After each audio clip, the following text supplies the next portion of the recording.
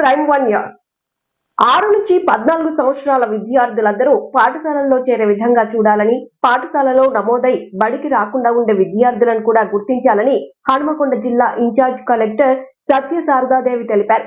బుధవారం కలెక్టరేట్ లో జిల్లా విద్యాశాఖ, కార్మిక శాఖ, ఉమెన్ అండ్ చైల్డ్ వెల్ఫేర్ శాఖ, పోలీస్ శాఖలతో జరిపిన సమావేశంలో జిల్లాలో ఈ నెలలో చేపట్టనున్న బడి బయటి విద్యార్థుల సర్వేపై ప్రత్యేక సూచనలు చేశారు. వర్క్ సైట్స్ దగ్గర స్కూల్స్ ఏమైనా రిక్వైర్మెంట్ ఉంది అంటే మనం వర్క్ సైట్ స్కూల్స్ కూడా ప్రపోజ్ చేయొచ్చు. మనం దీని కింద వాళ్ళకి ఓరియంటేషన్ ఇచ్చేటప్పుడు not in an acceptive mode but in an introspective mode చేయాలి. అసలు ఎక్కడ మిస్టేక్ జరుగుతుంది? ఇప్పుడు ప్రైవేట్ స్కూల్స్ వస్తుంది, స్టేట్ గవర్నమెంట్ పాలసీ, దానికి మనం ఏం చేయలేము. బట్ స్టిల్ ఏంటి అని అంటే you should try to attract children towards the free education కదా. అంటే మన స్టాండర్డ్స్ మంచిగా ఉంటే ఎందుకు రాదు? కొన్ని స్కూల్స్లో పిల్లలు కాంపిటీట్ అవుతున్నారు మమ్మల్ని తీసుకోండి అని. కొన్ని స్కూల్స్కి వెళ్ళడానికి కూడా భయపడుతున్నారు గవర్నమెంట్ స్కూల్స్.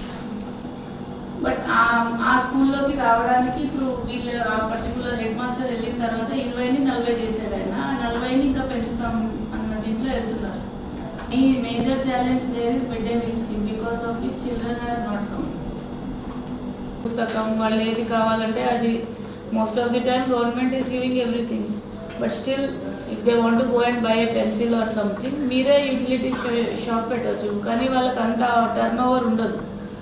ఎక్సెప్షనల్గా మీకు ఒక 500-600 పిల్లలు ఉండే స్కూల్లో అయితే కొద్దిగా బిజినెస్ నడుస్తుంది. పెన్సిల్ బాక్స్ ఇవి ఒకటి రిపోజిటరీ లాగా పెట్టుకొని వాళ్ళకి అవసరం ఉన్నవి మీరు ఇవ్వడము, not on sale, free of cost.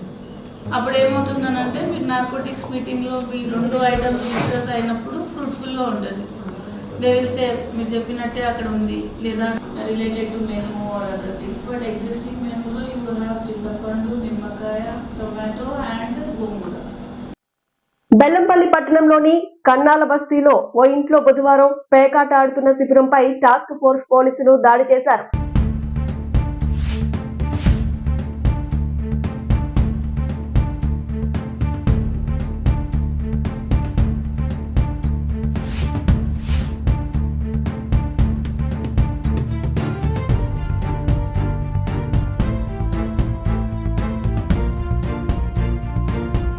SP ఆధ్వర్యంలో కొమరం భీం కాలనీ ఆదివాసులు రిలే నిరాహార దీక్షలు గురువారం నాటికి 4వ రోజు జీఎస్పీ రాష్ట్ర కార్యదర్శి పూణెం సాయిధర ప్రారంభించారు.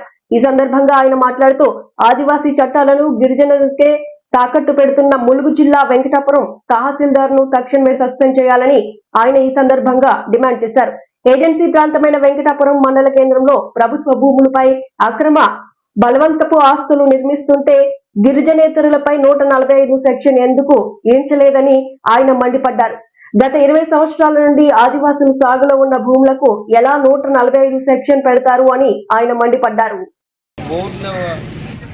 వలస గిరిజనేతలు ఎలా నిర్మించాలని అక్రమ భవనాలు నిర్మిస్తాను, దాన్ని ఆఫ్ చేయకుండా తొర్రూరు డివిజన్ కేంద్రంలోని మండల ప్రజా పరిషత్ కార్యాలయంలో సమయపాలన పాటించని అధికారులు ఉదయం 11కు వస్తున్న కార్యాలయానికి రాని ఎంపీడీఓ సిబ్బంది. ఎంపీడీఓను అధికారులను కలవడానికి వచ్చి నిరీక్షిస్తున్న వివిధ గ్రామాల ప్రజలు. ఎంపీడీఓ మిగతా అధికారులను కలవడానికి వచ్చి ఎవరూ లేకపోవడంతో ఖాళీ కుర్చీకి తన విజ్ఞప్తిని అందజేసిన తొర్రూరు మండలం దుబ్బా తాండా గ్రామానికి చెందిన సురేష్ అనే వ్యక్తి సమయపాలన పాటించని అధికారులపై వెంటనే చర్యలు తీసుకోవాలని స్థానికులు డిమాండ్ చేస్తున్నారు.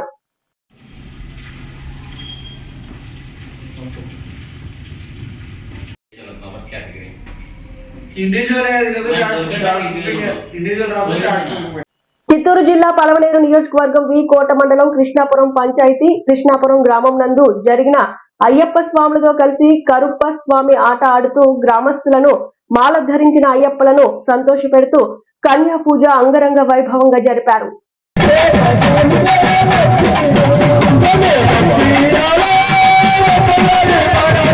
ములుగు జిల్లా కేంద్రంలోని అంబేద్కర్ విగ్రహం వద్ద భారత పార్లమెంట్ లో ప్రపంచ మేధావి, భారత రాజ్యాంగ నిర్మాత, భారతరత్న బి డాక్టర్ అంబేద్కర్ గారిపై భారతదేశ హోంశాఖ మంత్రులు అమిత్ షా అంబేద్కర్ పై అనుచిత వ్యాఖ్యలు చేయడం ఖండిస్తున్నా భారత రాజ్యాంగం పరిధిలో జరిగిన ఎన్నికల్లో గెలిచి రాజ్యాంగంపై ప్రమాణం చేసి రాజ్యాంగానికి కట్టుబడి ఉంటా అని ఈ రోజు ప్రపంచ మేధావిని అవమానపరచడం సిగ్గుచేటు. భారత రాజ్యాంగం ద్వారా ఎన్నుకోబడ్డ అమిత్ షా భారతదేశ ప్రజలకు క్షమాపణ చెప్పి రాజీనామా చేయాలని డిమాండ్ చేస్తున్నామని అన్నారు. మొన్న భారత పార్లమెంటులో గౌరవనీయులు మన హోంశాఖ మంత్రులు అమిత్ షా గారు భారత రత్న భారత రాజ్యాంగ నిర్మాత డాక్టర్ బాబాసాహెబ్ అంబేద్కర్ గారిని అవమానపరచడం జరిగింది. భారత రాజ్యాంగంలో ఉంటూ భారతదేశంలో ఉంటూ భారత రాజ్యాంగ నియమాలు పాటిస్తూ ఈరోజు ఎక్కడో ఉండాల్సిన అమిత్ షా గారు భారతదేశానికి హోంశాఖ మంత్రిగా ఉండడం జరిగింది. మరి అది భారత రాజ్యాంగంలో రాసిన సిద్ధాంతాలతోటే ఈరోజు అమిత్ షా గారు హోంమంత్రి అయిండు. తను హోంమంత్రి అయి ఏదైతే రాయబడ్డదో దాని ద్వారానే హోంమంత్రి అయి ఈరోజు అమిత్ షా గారే దేవుణ్ణి కొలిస్తే బాగుంటుంది, అంబేద్కర్ని కొలిచే బదులు అని చెప్పడం చాలా సిగ్గుచేటు. అది భారతదేశంలోని ప్రజలందరినీ భారత రాజ్యాంగాన్ని అది వ్యతిరేకించినట్టు.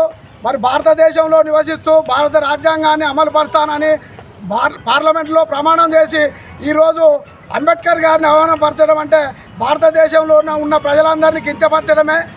అలాంటి మాటలను ఉపసంహరించుకొని క్షమాపణ చెప్పాలి, భారత ప్రజలందరికీ క్షమాపణ చెప్పాలి. దాంతోపాటు తెలంగాణ అసెంబ్లీ సమావేశంలో శ్రీ దామోదర రాజనరసింహ వైద్య ఆరోగ్య శాఖ మంత్రి మాట్లాడారు. ఇప్పుడు చూద్దాం. ఈ 8 కొత్త medical colleges with intake capacity of 50 seats, infrastructure లోపము, హాస్పిటల్ ఫుల్ స్ట్రెంత్గా లేకుండే, రెంటెడ్ బిల్డింగ్స్, దానికి తోడు ఎన్ఎంసీలో నామ్స్ మారినాయి. గతంలో ఎన్ఎంసీ పర్మిషన్ ఇచ్చిన ఒక్కసారి 5 సంవత్సరాల హెచ్ఆర్ఏ కానీ బెడ్సే కానీ ఎక్విప్మెంటే కానీ గతంలో అడగకపోతుండే, ఫేజ్ మేనర్గా ఇయర్ వైజ్గా అప్గ్రేడ్ చేసుకుంటూ పోతుంటుంది. కానీ ఈసారి ఎన్ఎంసీ నామ్స్ మారి 5 సంవత్సరాల హెచ్ఆర్ ఒక్కసారి చూపెట్టాలి. దానికి తోడు ఈ ఏబార్ సిస్టమ్ అనేది ఒకటి, Aadhaar enable biometric attendance system అనేది ఒకటి ఇంట్రడ్యూస్ చేసిర్రు. తర్వాత సీసీటీవీ కెమెరాసు ఒక్కసారి 5 సంవత్సరాలే 21 డిపార్ట్మెంట్స్ యొక్క ప్రొఫెసర్సే కానీ అసోసియేట్ ప్రొఫెసర్సే కానీ అసిస్టెంట్ ప్రొఫెసర్సే కానీ వీళ్ళందరినీ సంవత్సరానికి 63 మంది, అంటే ఈ 3, ఇంకా ట్యూటర్సు, సీనియర్ రెసిడెంట్సు ఇవన్నీ కాకుండా అంటే ఓవరాల్గా 5 సంవత్సరాలకు సంబంధించి 504 మందిని టీచింగ్ ఫ్యాకల్టీని విత్ బయోమెట్రిక్ ఎవిడెన్స్ అన్నిటి కూడా మేము సమర్పించాలి. గతంలో సంవత్సరానికి 72 మంది ఉంటే సరిపోతుండే, over a period of 5 years adjust అవుతుండే. దానికి ప్రభుత్వం చాలా ఎక్సైజ్ చేసి ప్రమోషన్సు, ట్రాన్స్ఫర్సు, కాంట్రాక్టు ఈ రకంగా సుమారు 540 మందిని ఈ 8 కాలేజీలలో ఆ ఇన్ఫ్రాస్ట్రక్చర్ డెవలప్ చేసి హాస్పిటల్ 50 బెడెడ్ హాస్పిటల్స్ ఉన్నా, 100 బెడెడ్ హాస్పిటల్స్ ఉన్నా 220 is the minimum for intake of 50 seats.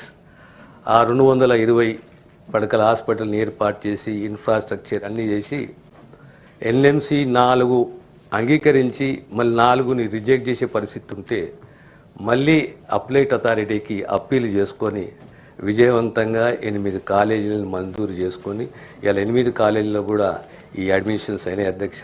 ఈ 8 కాలేజీలు కూడా విజయవంతంగా నడిపించే దిశగా మేమున్నాం అధ్యక్ష. ఇకపోతే మా ప్రభాకర్ గారు అన్నట్టు వారు లేవనెత్తిన 2-3 అంశాలు ఉన్నాయి అధ్యక్ష.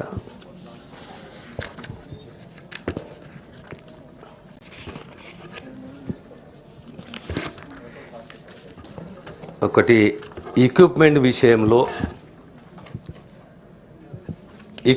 విషయంలో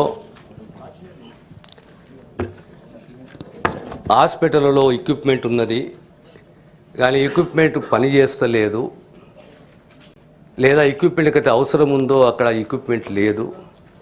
ముఖ్యంగా ఎంఆర్ఐ కానీ, సిటీఏ కానీ, సిఆర్ఏ కానీ, అల్ట్రాసౌండే కానీ, ఇలాంటి క్యాథ్లాబే కానీ ఇలాంటి ఎక్విప్మెంట్ లేదు. ఉన్న టెక్నీషియన్స్ లేరు. టెక్నీషియన్స్ ఎక్విప్మెంట్ ఉన్నా కొన్ని జాగాల ఎక్విప్మెంట్ పనిచేస్తలేదు అనే విషయం అవాస్తవం అధ్యక్ష. కొంత మేరకు అది వాస్తవమే. మన ఓవరాల్ సుమారు 2500 పైచిలకు ఎక్విప్మెంట్ ఉన్నది. డిఎంఏ కానీ లేదా వైద్య విధాన పరిషత్తులను కానీ ఈ మధ్య కాలంలో ఆ ఎక్విప్మెంట్ కంప్లీట్ ఎక్విప్మెంట్ని ఒక ప్రత్యేకంగా సెల్ని ఏర్పాటు చేసి ఆడిట్ చేసి ఈ ఒక పోర్టల్ ఉంది అధ్యక్ష. ఆ పోర్టల్ ద్వారా అబోవ్ 5 lakhs మిస్టరీ ఏది ఉన్నా దానికి యాన్యువల్ మెయింటెనెన్స్ కాంట్రాక్టు యావరేజ్గా ఒక 7 సంవత్సరాలు 8 సంవత్సరాలు ఎక్విప్మెంట్ పనిచేస్తుంది. దానికి మళ్ళీ టెక్నీషియన్స్ అవసరము, బయోమెడికల్ ఇంజనీరే కానీ వాళ్ళు అవసరము. వీళ్ళందరూ కూడా ఈ యొక్క ఆడిట్ చేసి ఆడిట్ ద్వారా వచ్చిన రిపోర్టు మీద ఒక శాశ్వత పరిష్కారం చేయాలి. ఎక్విప్మెంట్ ఎప్పుడు పనిచేయాలి. ప్రధానంగా ఎంఆర్ఐ ఎక్విప్మెంట్ అనేది కేవలం హైదరాబాదులో గాంధీ ఉస్మానియా నిమ్స్లో, దానికి తోడు వరంగల్ ఎంఆర్ఐ ఎక్విప్మెంట్ ఉంది, మిగతా జాగ్రత్త లేదంటే అవసరాన్ని బట్టి ఉదాహరణకు నిజామాబాదే కానీ లేదా ఆదిలాబాదే కానీ ఎక్కడైతే ఎంఆర్ఐ ఎక్విప్మెంట్ అవసరం ఉందో, ఎక్కడెక్కడ ఎక్విప్మెంట్ అవసరం ఉందో అక్కడ ఎక్విప్మెంట్ ఏర్పాటు చేసి దానికి సంబంధించిన హ్యూమన్ రిసోర్సెస్ బయోమెడికల్ టెక్నీషియనే కానీ వాళ్ళని కూడా నియమించే దిశగా మా కృషి ప్రయత్నం ఉంటుంది త్వరలోనే. ఎందుకంటే ఇది చాలా అవసరము. ఇన్ఫ్రాస్ట్రక్చర్ హెచ్ఆర్ ఎంత అవసరమో మనకు హాస్పిటల్కు ఇన్ఫ్రాస్ట్రక్చరు, హెచ్ఆర్, డ్రగ్స్, ఫార్మసిస్టు ఇవన్నీ ఎంత అవసరమో ఈ బయోమెడికల్ ఇంజనీర్ టెక్నీషియన్ కూడా అంతే అవసరం కనుక కొద్ది త్వరలోనే దీనిపైన ఒక నిర్ణయం తీసుకునేసి ఇంప్లిమెంట్ చేస్తాం అధ్యక్ష. దానికి తోడు వచ్చే సంవత్సరం ఇంకేదైనా మెడికల్ కాలేజ్ మీరు స్థాపించబోతున్నారా అని చెప్పి ఒక ప్రశ్న ఉత్పన్నమైన అధ్యక్ష అడిగారు. కొడంగల్లో ఇంకొక మెడికల్ కాలేజ్ రాబోయే సంవత్సరంలో ప్రారంభించబోతున్నాం అధ్యక్ష. ఇకపోతే మా నర్సిరెడ్డి గారు అడిగింది ఒకటి టీ డయాగ్నోస్టిక్ సంబంధించింది. ఆ తర్వాత ఈ ఇమ్మీడియట్గా టెస్ట్ చేసే బ్లడ్ పరీక్షలు, రక్త పరీక్షలు చేసేది ఆ మెకానిజం అందరూ ఉన్నదా లేదంటే ఉన్నది. దాన్ని కొద్దిగా స్ట్రెంథన్ చేయాలి. ఆ స్ట్రెంథన్ చేసే దిశగా మా కృషి ఉంటుంది. ఇకపోతే ఈజేహెచ్ఎస్ స్కీమ్లో ఈ మిగతా ఎంప్లాయీస్ ఉన్నారు, వాళ్ళకు కూడా హెల్త్ కార్డ్స్ ఇస్తారా అని చెప్పేసి అన్నారంటగా వీళ్ళు ఎగ్జామినేట్ వీళ్ళు come back and will report మీ ద్వారా గౌరవ సభ్యులు తెలియజేస్తాను అధ్యక్ష. ఎంఎస్ ప్రభాకర్ సార్, ఈరోజు మనం ఒక స్టడీ చేసినప్పుడు మన తెలంగాణలో చాలా క్యాన్సర్ రోగులు చాలామంది వస్తూ ఉన్నారు. ముఖ్యంగా మహిళలు బ్రెస్ట్ క్యాన్సర్ చాలా వస్తున్నాయని చెప్తా ఉన్నారు. చూసారు కదండి ఇవి బులెటిన్ అప్డేట్స్. మరిన్ని అప్డేట్స్ కోసం please do watch and subscribe Prime 1 Years.